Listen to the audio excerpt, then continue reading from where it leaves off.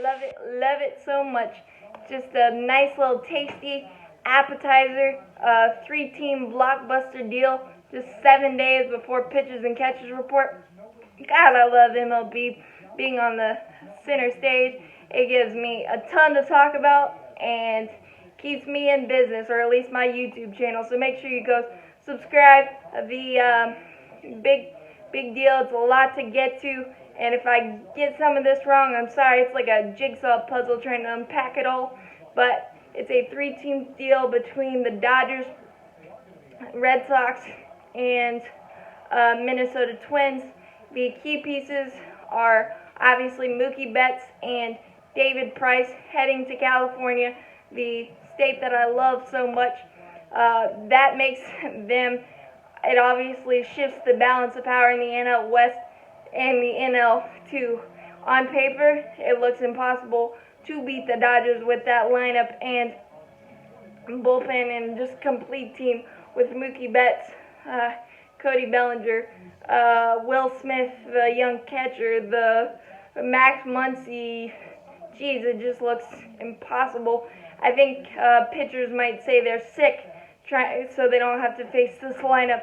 And Nolan Arenado's probably saying, "Please get me out of Colorado, please." Alex Anthopoulos, maybe you want to get on the phone, and then they're also adding David Price, who's struggled with injuries and just kind of inconsistencies over the last couple of seasons with Boston, even though they won the championship in 2018, and he was a key cog there. So that's a good piece for them as well.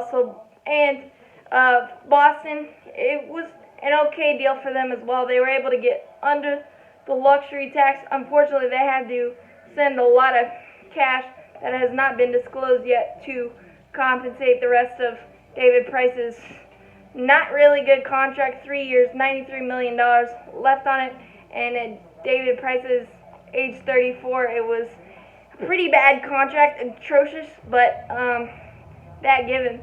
But they did receive Alex Verdugo, a 23-year-old outfielder that we've seen burst onto the major league scene and be part of the Dodgers, a lot of the Dodgers' success in the last couple of seasons. Last season he had 294, 13 or 14 homers and just 343 at-bats.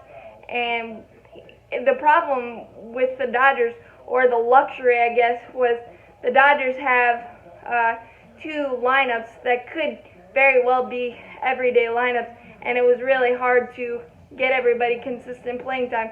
So this will be really good for Alex Verdugo. He did that in such a limited sample size, but now being with the Red Sox and a key piece of their offense in a longer 162 game sample, who knows what he can turn into, and at age 23, that works. And the Dodgers also pulled off another trade, the third team part of this trade. Minnesota is receiving right-handed pitcher Kenta Maeda for number 4 prospect overall in the Minnesota system. Braderall, I think, a 100-mile-an-hour flamethrower.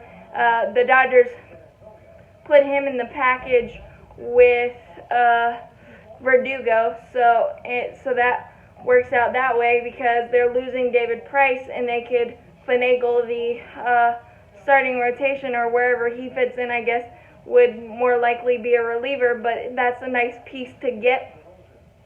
And for Kenta Maeda, I think this is a nice reset going to a place that really needs pitching, because the Minnesota Twins just had Barrios, who's their unquestioned ace, Jake Odorizzi, who's a nice piece, signed their qualifying offer this offseason.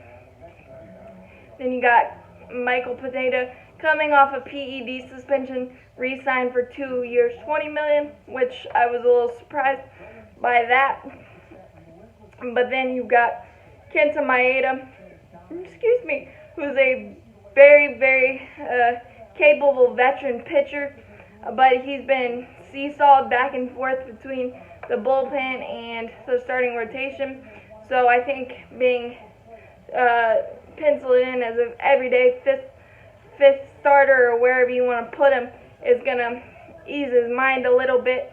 And given that he's a Japanese pitcher, so he has so many options, he's better suited in the starting rotation. So I think that's a nice piece for the Minnesota Twins. So I mean, this really can't get any better for the Dodgers, given that murderer's row of a complete lineup, the pitching staff, and you didn't give up Dustin May, you didn't give up Jeter, or whatever that prospect name is. Jeter, they didn't really give up their top prospects. And before you go and say, why couldn't the Braves pull this off? Because we have better prospects, and they would have started with names like Pache, Waters, and just all of our top shelf pitching. They would have started there, and they didn't, and the Dodgers didn't give up Gavin Lux either. So I mean, different teams can offer different things, and good on the Dodgers for being able to pull this off and stay under the luxury tax.